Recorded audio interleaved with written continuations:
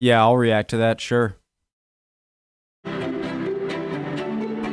This is Ham House, one of the most sumptuous, richly decorated mansions in the country. Once more, it's full Love of the intriguing brick. stories, Civil War espionage, daring duchesses, and even picture frames in the shape of your ear. There's a lot of history here, so I hope duchesses and even picture frames in the shape of your Oh, this? ear. There's a lot of history here, What? so I hope you're sitting comfortably. These are the secrets of Ham House.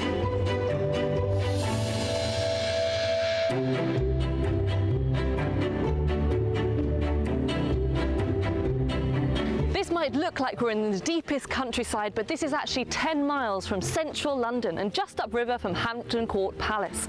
Ham House is located on a gentle bend of the River Thames, and it's the river that gives it its peculiar name.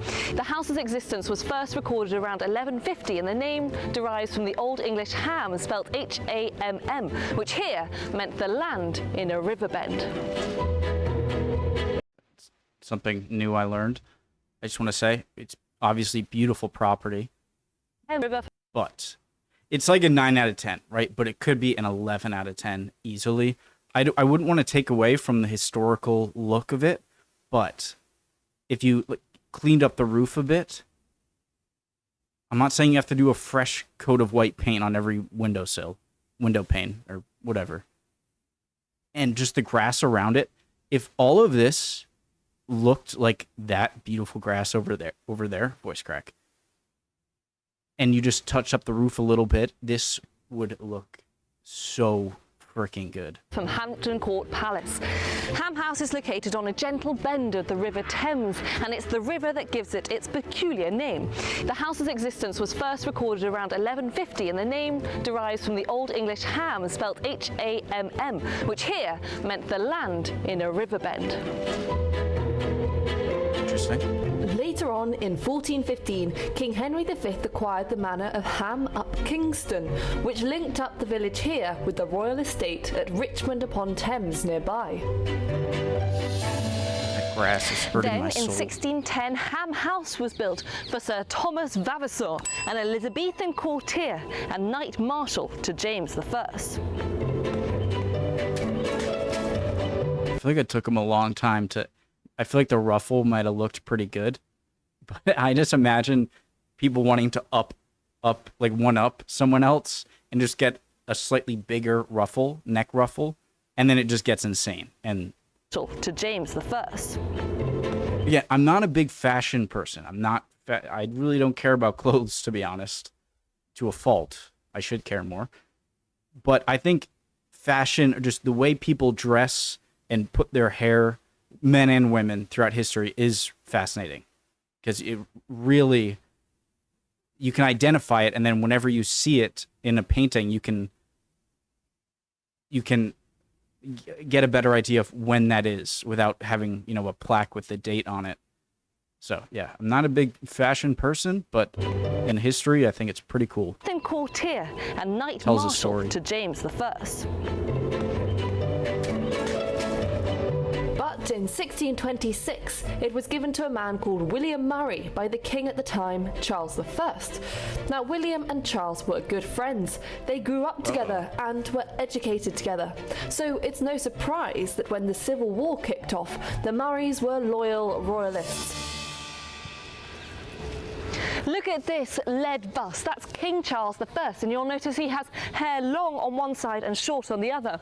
You often see this in portraits too. This was a style called a lovelock. It was popular from the end of the 16th century until well into the 17th century. And this longer part on the left, which covered the heart, was meant to show devotion to a loved one.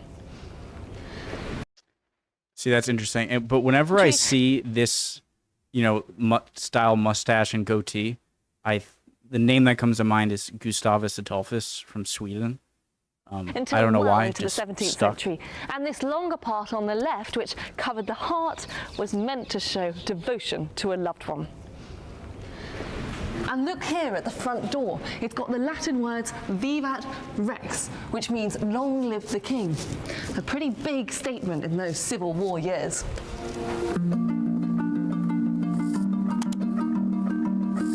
During the Civil War, William was sent abroad to Is that like the equivalent of having a campaign sign on your lawn?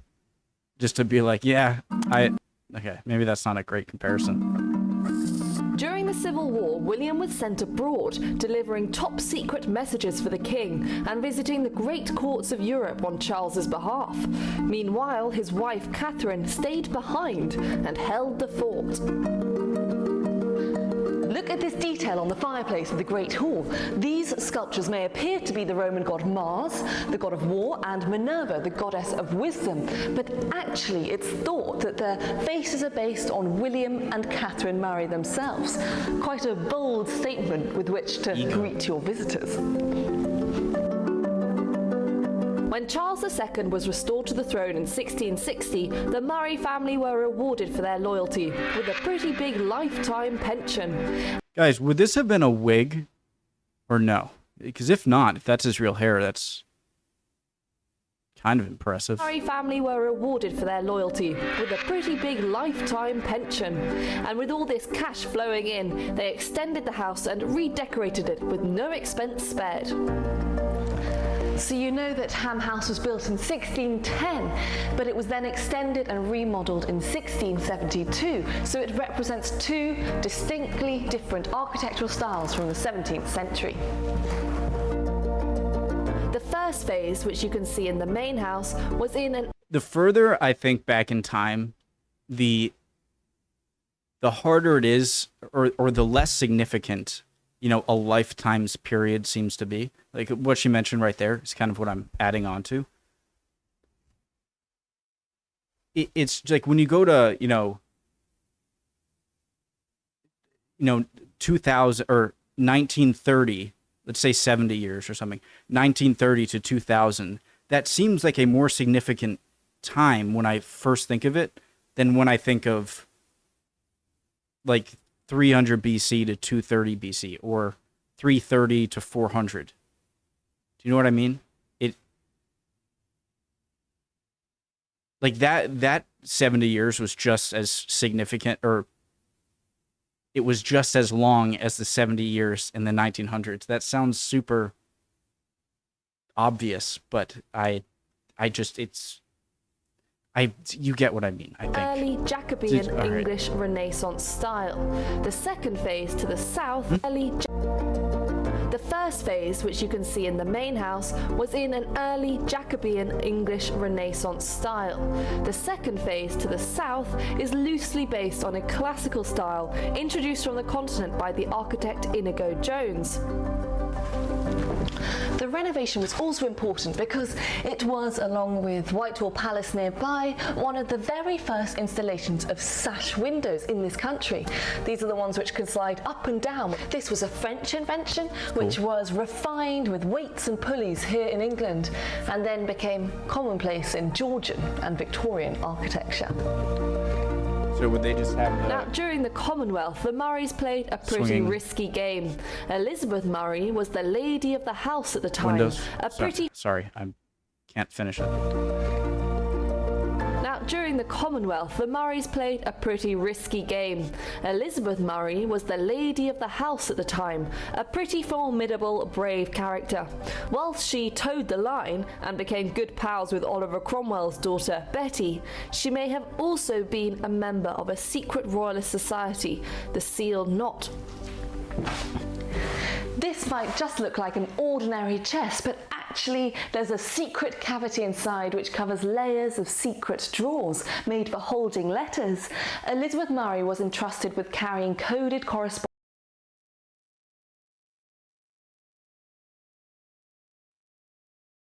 Isn't that the Oval Office desk? I'm thinking of the movie National Treasure 2. What is there? There are a pair of desks. One I think is in Buckingham Palace. One is in the White House.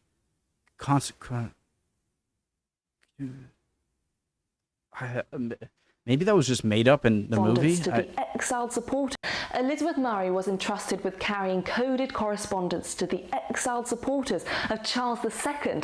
She travelled to Paris and other European cities on clandestine missions, and even was reported as being a royalist spy in Flanders in 1657. Agatha Christie would have been impressed.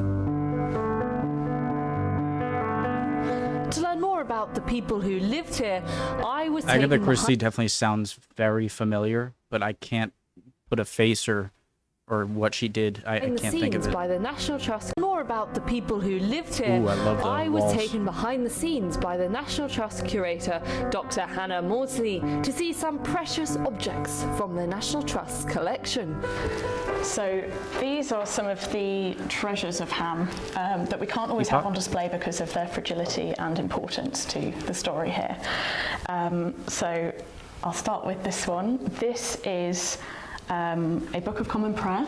It was a gift from Charles I to William and Catherine, and it was from his own personal chapel. So it's silk, you've got gold and silver thread, and you can see Charles Rex, CR, picked out, and the lion and the unicorn and sort of royal crest on the front there. Wow, it's quite an object, isn't it? Is there some sort of like tarish thing on it, or is this just faded away? Like, did something happen to it, or is this just how it aged? Unicorn and sort of royal crest. Looks like it was in, I don't even know, like taken out of the ocean. Rex, CR, picked out, and the lion and the unicorn and sort of royal crest. I mean, it's super old. I'm not. Yeah, I don't know what I expected. You know. Picked out, and the lion and the unicorn and sort of royal crest on the front there. Wow, it's quite an object, isn't it? So Charles would have given it to the Murrays for their loyalty, I suppose? Absolutely, yeah. And to keep them on side. So we've got this print here, the Book of Common Prayer, 1625. Yep, and you've got in a hand at the top here, possibly a later hand, a present from King Charles I. Look at that. So this is very much an indication of how close William and Catherine were to the crown before the Civil War. Wow, that's a wonderful object. Then things go a little bit skewy. Something about handwriting. It doesn't have to be a signature, just handwriting, that makes me really connect more with the person. I don't, more than something like an object of theirs. I think because everyone's handwriting is unique, and just seeing someone who's been dead for centuries and they're writing that at one point in time they sat there and wrote out, it hits a bit harder for me. So now we're leaping forward to 1643 in the sort of chronology of Ham.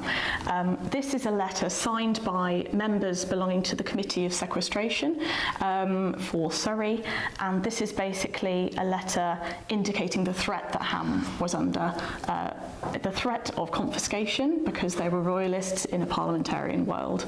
And at the top says at the Committee for Sequestration for Delinquents and Papists, which I just think is fabulous in the county of Surrey. And you can see all the signatures here. So presumably these are all the people, Richard Ashford, I think, John Dingley, they'd have all been here trying to seize the assets. Absolutely, and we know that Catherine and Elizabeth had a real fight on their hands keeping hold of Ham at this time.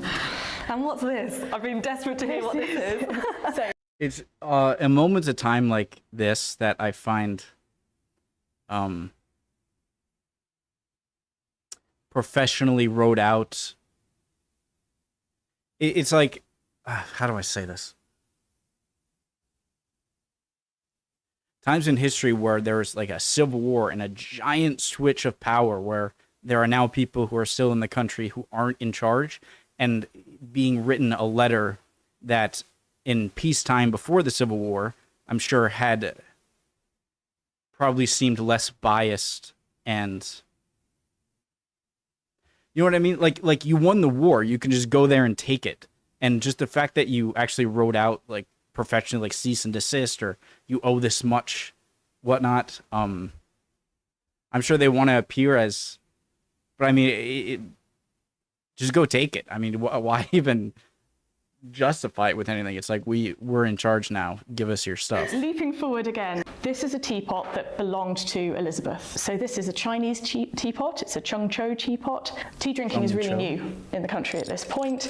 Catherine of Braganza, Charles II's queen, is popularising tea drinking, and Elizabeth is right there with her.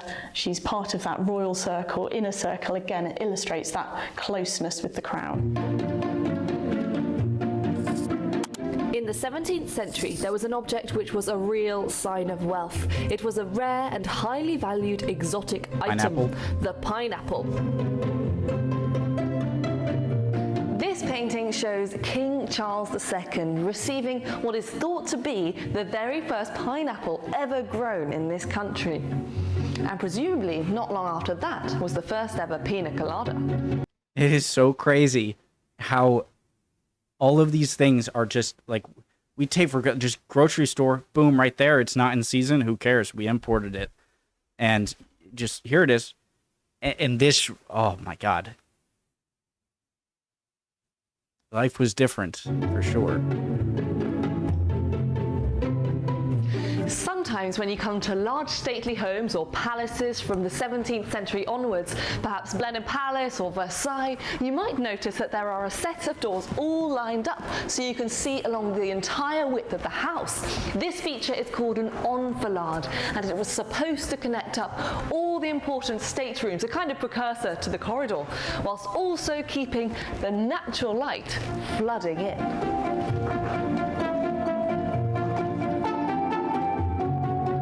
This was a I need to stop thinking of the pineapple. I'm trying to think of something modern. I was trying to think maybe caviar would be something similar to us. It's just like, oh, wow, it's caviar. But it must have been that times 1,000. Like, oh, my God, that's a pineapple? Oh, my Lord. And imagine getting to eat a piece of it. Crazy. originally a family sitting room, but it was converted to a chapel during the 1670s. It's decorated with these beautiful crimson, velvet and damask wall hangings. That's why the light levels are so low in here, to minimise the damage to these original 17th century fabrics. The chapel was originally designed for Protestant worship, but was used in the late 19th century by the wife of the 8th Earl for Roman Catholic services.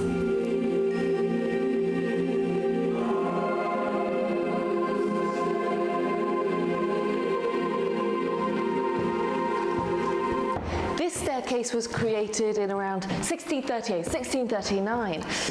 It's modelled on Charles I's staircase at Whitehall Palace. Of course, when this was installed, these trophies of war were just fanciful decorations. Little did they know that just 3 years later, the clatter of armour and blasts of gunfire would become part and parcel of daily life with the outbreak of the English Civil War.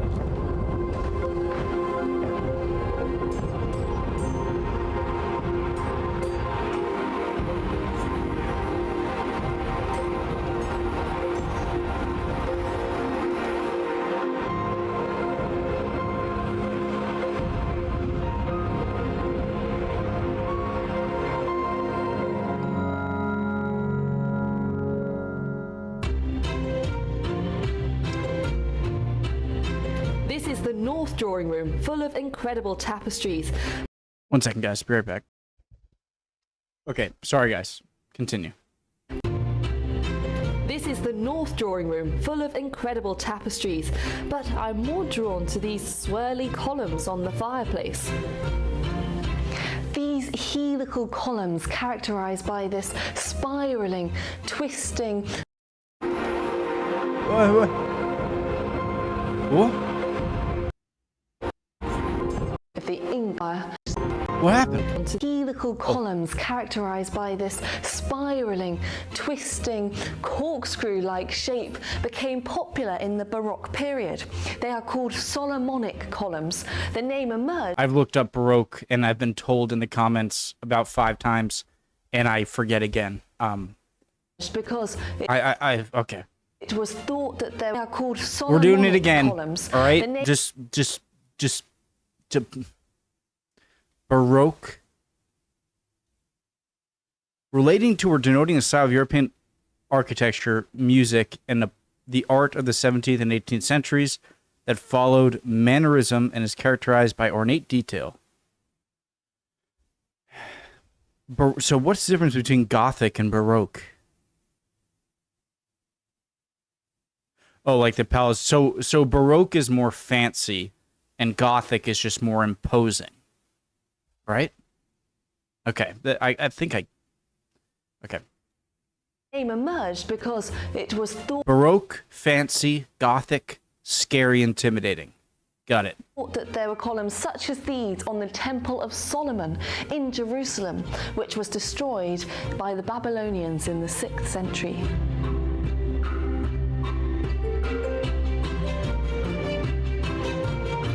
Oh my god. This is killing me. Oh, it looks so good. Just how good would it look, guys? If this grass, look over here. Oh, that's beautiful. This. It was all, keep these nice, designs here. But imagine that with a little cleaned up in the roof. 10 out of 10, 11 out of 10. If you're ever exploring houses from the late 16th or early 17th centuries, you'll probably come to a room like this on the upper floors. This narrow room is called a long gallery. They are often covered in paintings, and they would stretch all the way along one side of the house. These kind of spaces would be used for impressing and entertaining guests, and even sometimes a bit of sports. In fact, I imagine it would be quite a good place for a bit of cricket. How's that? Indoor croquet. Here's King Charles I, painted by Sir Anthony van Dyck, looking very handsome, wearing this ribbon and the Order of the Garter. In recognition of their friendship, this painting was given to William Murray by the King himself. The picture frames are of particular note. Of their friendship, this painting was given to William Murray by the King himself. The king gifted him a portrait of himself. Interesting. The picture frames are of particular note, being so elaborately carved. In fact, some of the frames here are worth more than the actual painting.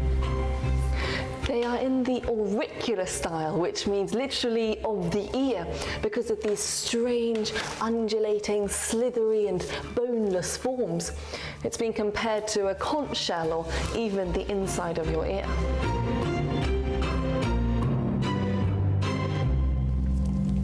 Ham House has many cabinets.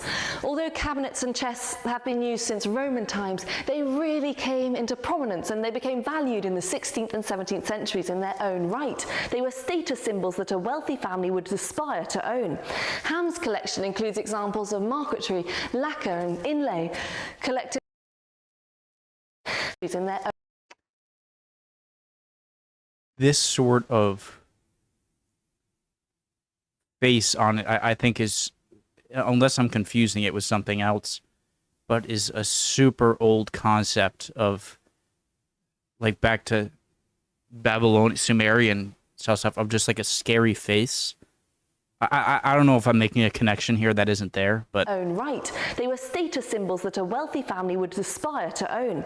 Ham's collection includes examples of marquetry, lacquer and inlay, collected from countries as far as China, Japan, Holland, as well as some from here in England. Most cabinets incorporated secret drawers, hidden to all apart from the owner and the original cabinet maker. This is the green closet, and this was designed to display miniatures and small paintings. Miniatures were tiny, detailed portraits, the color reminds me of like a faded copper roof. which you could carry in your pocket. They were often given to tiny, detailed portraits, which you could carry in your pocket. They were often given to people as love tokens, and there are 87 in this room. Here's one of Queen Elizabeth I. It was painted around 1590 by Nicholas Hilliard, so the Queen's in her late 50s here, and suitably bejewelled and decked out in pearls as befits her royal status. And I love this one above. This is a man consumed by flames. It was painted around 1610 by the renowned miniaturist Isaac Oliver. And if you look very, very, very closely, you can see a Latin motto lettered in black. Qui non ariarte. Meaning he becomes cold who does not burn, expressing a lasting love that was so fiery and so passionate it could only be cooled by death. Those Elizabethans were certainly dramatic. I thought it... Okay. I thought it was meant to be like you hated the person and you wanted to picture them in hell or something. Okay, that's better.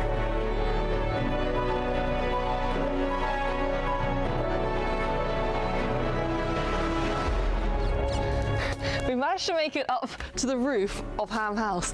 And I have to say, you really notice quite how enormous these chimneys are. There's rows and rows of them.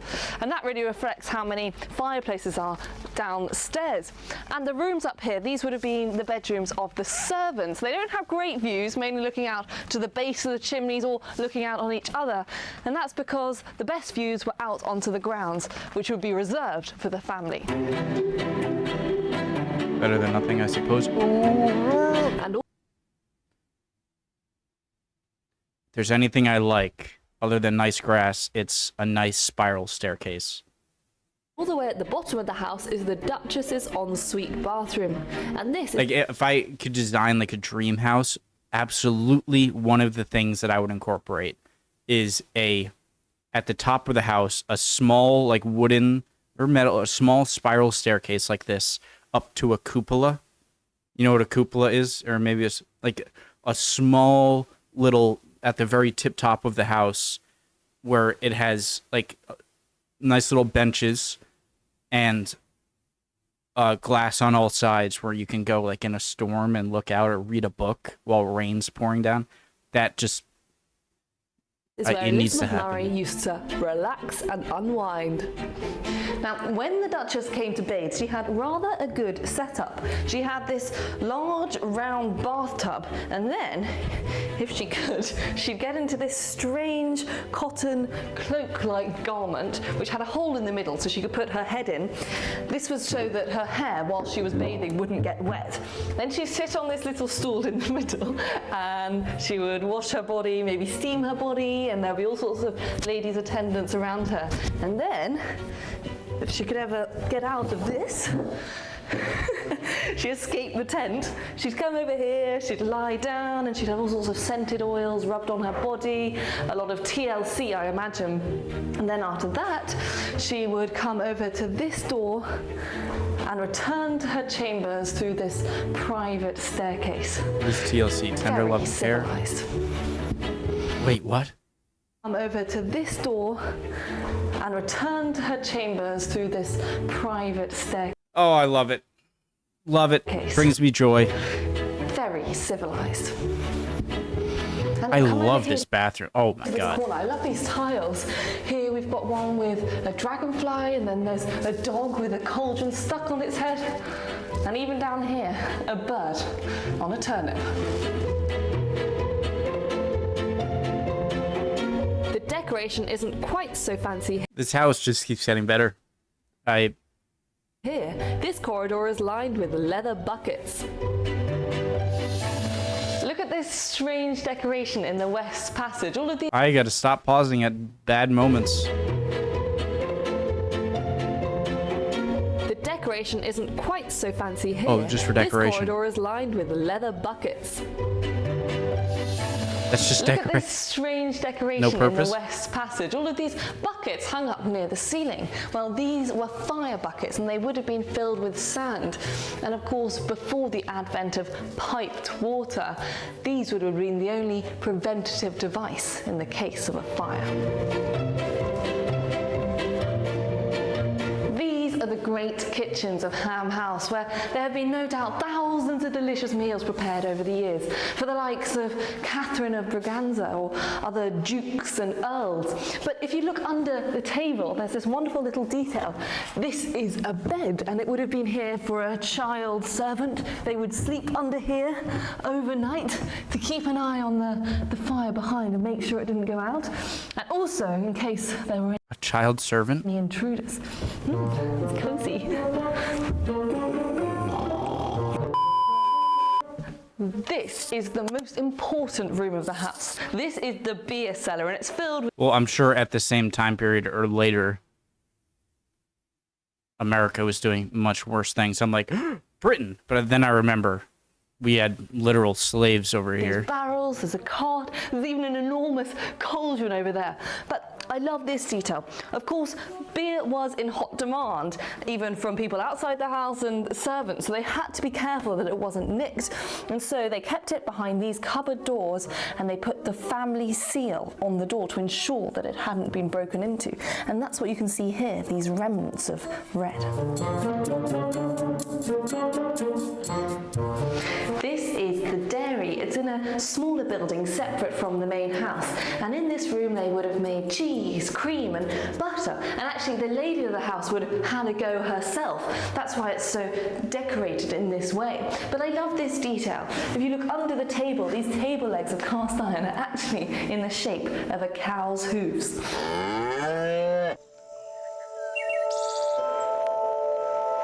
This is the kitchen garden, which dates back to the 1650s, when it would have provided all the fruit and vegetables needed to feed the whole household at Ham. It was also a showpiece for the Duchess's guests, among them Charles II, to admire when they were entertained at the house. So, even more important to keep those borders under control.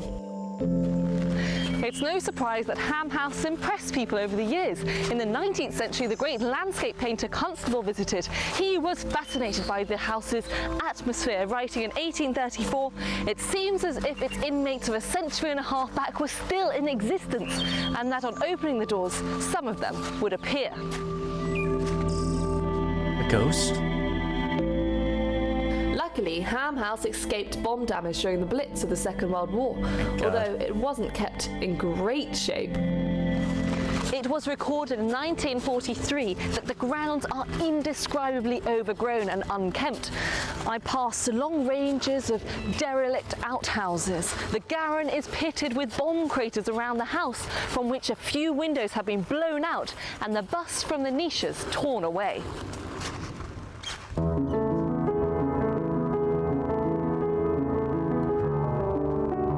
The National Trust... I would work for months on this property for absolutely free. As long as I could have like a little house over here to do my YouTube videos in, I would do it for absolutely free. This probably my favorite. There are much more opulent, you know, grand, not to say this isn't opulent and grand by most house standards, but compared to other giant houses, mansions, and palaces that I've seen in videos in England, this is a little less than a lot of those. But the inside is, I've never just loved the look of the inside of any of these buildings as much as I've loved this one. And there's so much improvement to do on the landscaping that would make it look even more beautiful. And I love brick on the outside of houses. I love it. And with the white window panes or white trimming is just perfect. Freaking perfect. took it into its care just after the war in 1948, and since they tidied it up, it's been enjoyed by millions of visitors and even featured in its fair share of Hollywood glamour. It's been the filming location for the young Victoria, Anna Karenina, and Victoria and Abdul, and now history hit. Keira Knightley is just the perfect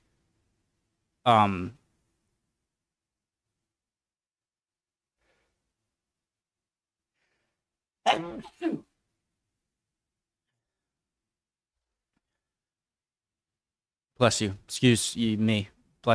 Excuse me. What was I saying? Keira Knightley is just the perfect, I feel like, what am I trying to say? she fits my idea of what a kind of upper class, late 18th century woman would look like. This is why it sounded less weird in my head. I mean that in the most Karenina and Victoria and Abdul. And now history when I picture a like super like semi-royalty late 18th century woman, I picture Keira Knightley. That's what I'm trying to say. That's not weird. hit.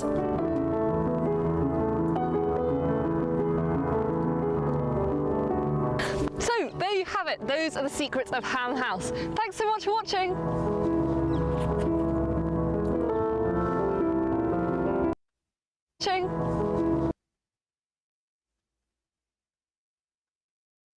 She does look like a nice picture, if it was, or even painting.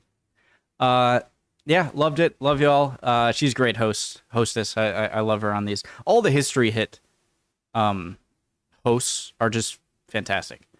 Dan Snow, goated. I don't know what else I can say about this house. It's 10 out of 10 in my opinion. It is just beautiful, and to me personally, it is beautiful in every way possible, to the utmost beautifulness. And just, cleaning up on the roof, making some of that, like, it looks like a lot of bird crap or something, to be honest. So just kind of cleaning that up a bit. You don't gotta go crazy on the front of the house, and just a little more landscaping. Mwah. Love y'all. Hope you're all doing well. I'd appreciate any comments down below, and hopefully I'll see you guys next time. Bye. Please like and subscribe. Subscribe. It's free.